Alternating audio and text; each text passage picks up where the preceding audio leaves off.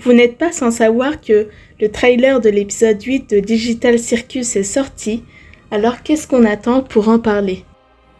Parlons théorie. Après que l'épisode 7 de Amazing Digital Circus nous ait laissé dans cet état-là, et surtout après le trailer qui est sorti, j'ai pas pu m'empêcher de sortir une vidéo théorie. Beaucoup de théories circulent sur ce qui pourrait se passer dans la suite de la série, dans l'épisode 8, ou encore sur la naissance du cirque numérique. Laissez-moi donc vous partager mes théories. Commençons avec la fin de l'épisode 7, où Kinger, malgré la lumière, s'est souvenu de la première corruption, après que Kane ait dit qu'il ne contrôle les esprits que pour animer ses aventures, et que s'il faisait plus, cela créerait des problèmes. Donc je suppose que la première corruption a eu lieu à cause de Kane, justement parce qu'il a voulu trop contrôler l'esprit de ses joueurs. Donc, après cette scène, on pourrait se dire que désormais, même sous la lumière, Kinger se rappelle de certains de ses souvenirs. Et si jamais l'un d'entre vous me dit « Oui, mais pourquoi maintenant ?» Peut-être que ça pourrait être à cause de la vue du bureau, car on comprend vite que tous les autres ne l'avaient pas vu, mais il est possible que Kinger l'ait déjà vu par le passé, mais qu'il l'ait oublié, à cause du fait qu'il est devenu fou. Et en parlant de souvenirs, je pense que ça va être le sujet principal du prochain épisode, parce que les personnages semblent confronter leur passé. Nous aurons donc sûrement des flashbacks. Et en parlant du passé, il y a plein de théories qui circulent sur Kinger. Dans l'épisode 7, il a été dit que c'était l'un des créateurs du jeu. Oui, par la suite, Kane a dit que tout ça n'était qu'une aventure, mais je refuse de croire que tout était faux. Il est fort probable que Kane s'est inspiré de beaucoup de faits réels, notamment parce qu'il voulait rendre ça crédible. Et comme personne n'aimait ses aventures ou ne voulait participer, il a fait en sorte que cette fois-ci, tous les personnages soient intéressés, même Zooble, et qui participent tous. En soi, son plan a marché, mais maintenant, la situation a empiré. Et revenons à Kinger. À votre avis, quel était son vrai nom dans la vraie vie? Pour moi, c'est celui que le PNJ a utilisé, c'est-à-dire Abel.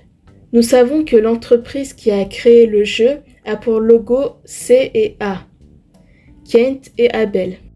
Et pourquoi le nom de l'entreprise serait Kent et Abel? Kent renvoierait du coup à l'IA, qui est l'IA qui contrôle le jeu, donc un personnage important de son jeu, et Abel, le nom du créateur. Après, quelles étaient les réelles intentions de Abel? Voulait-il vraiment créer une sorte de jeu qui emprisonnerait les esprits des joueurs? Je ne pense pas. Je pense plutôt que c'est arrivé par accident. Mais n'oublions pas qu'il a dit qu'il avait fait des choses dont il n'était pas très fier. Et avant, impossible de ne pas me détester. Je me sentais coupable de certaines choses. Je pensais avoir tout perdu. Et puis, tu as débarqué. Et tout est devenu différent. Mais laissez-moi donc vous raconter comment le créateur du jeu aurait pu tomber dans son propre piège.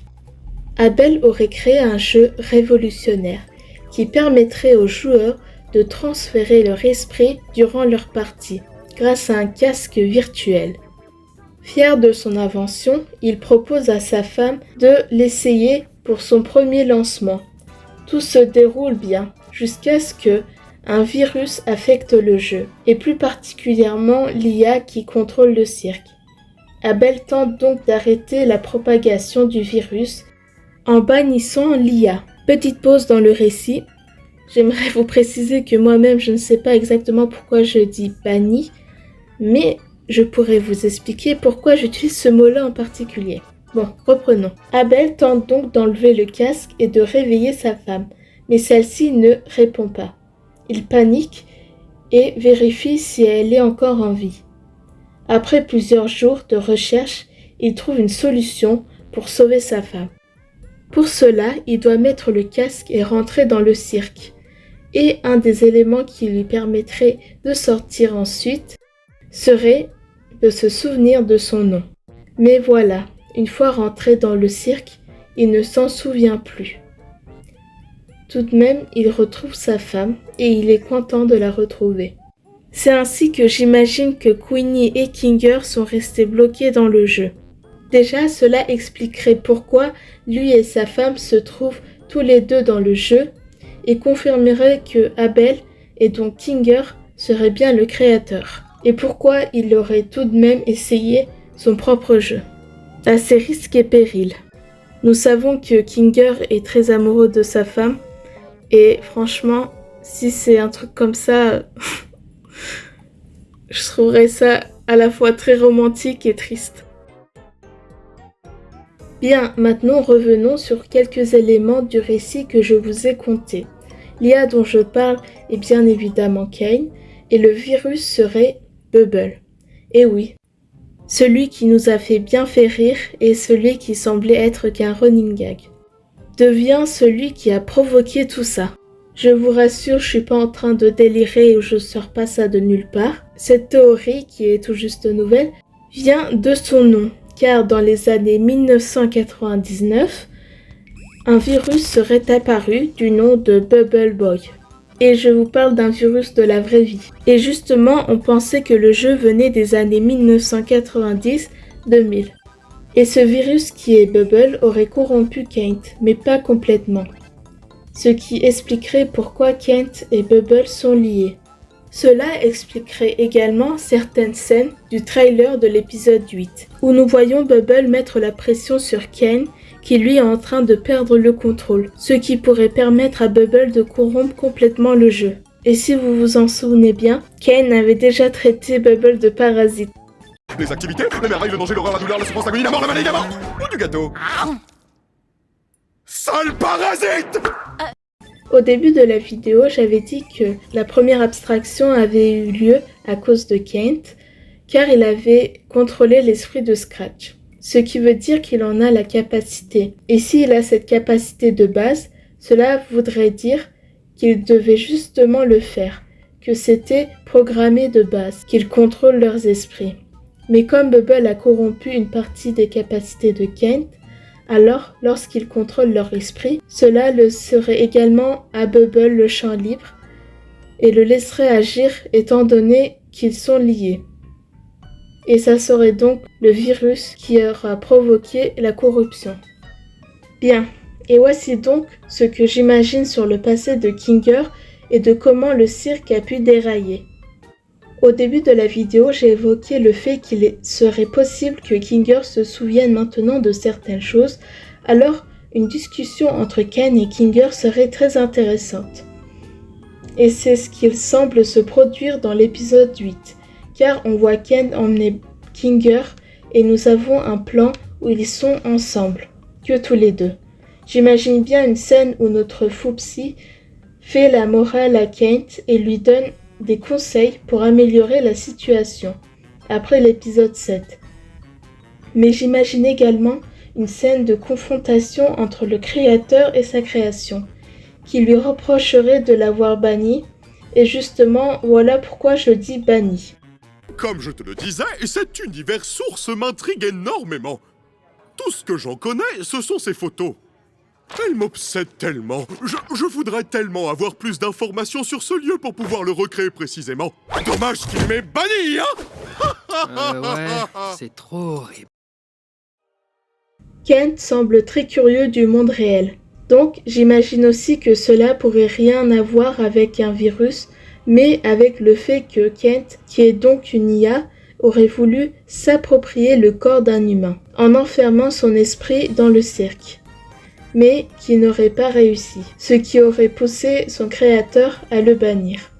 Car on voit bien que Kent veut être proche des humains, en leur disant qu'il n'est pas si différent d'eux. Mais il y a aussi une autre théorie qui dit que si Kinger retrouvait l'esprit, il deviendrait l'antagoniste. Ou plutôt disons que, pour terminer la partie, il faut éliminer le roi. C'est bien connu, une fois que la reine est vaincue, ce n'est qu'une question de temps avant que le roi tombe. Je pense vraiment que l'apparence de Kinger n'est pas anodin, sans parler de cette scène du trailer qui semble clairement évoquer un plateau d'échecs. Après, je veux bien croire que Kinger soit la clé pour sortir du cirque et que cette métaphore du roi qui tombe et donc la partie est terminée soit vraie.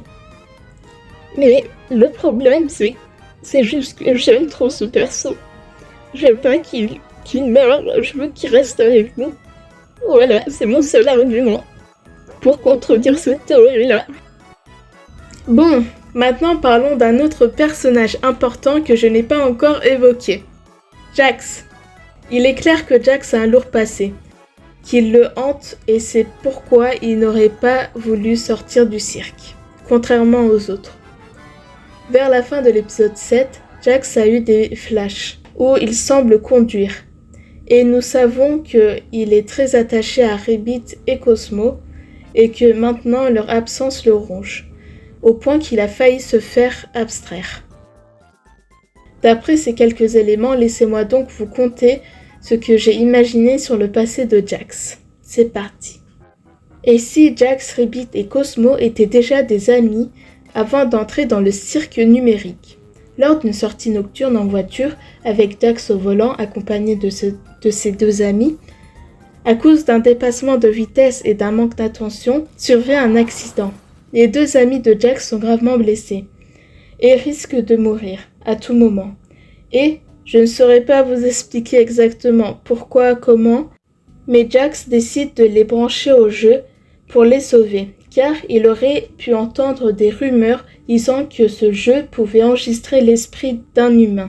Leur esprit aurait été enregistré à temps, mais leur corps aurait lâché dans la vraie vie. Et si jamais vous me demandez « Ouais, mais pourquoi il part brancher ses amis à un jeu au lieu de les emmener à l'hôpital ?» Je dirais que peut-être leur blessure était mortelle ou qu'une partie vitale aurait été touchée et c'est pourquoi il s'est dit autant enregistrer leur esprit. Jax se retrouve donc avec sur la conscience la mort de ses deux amis.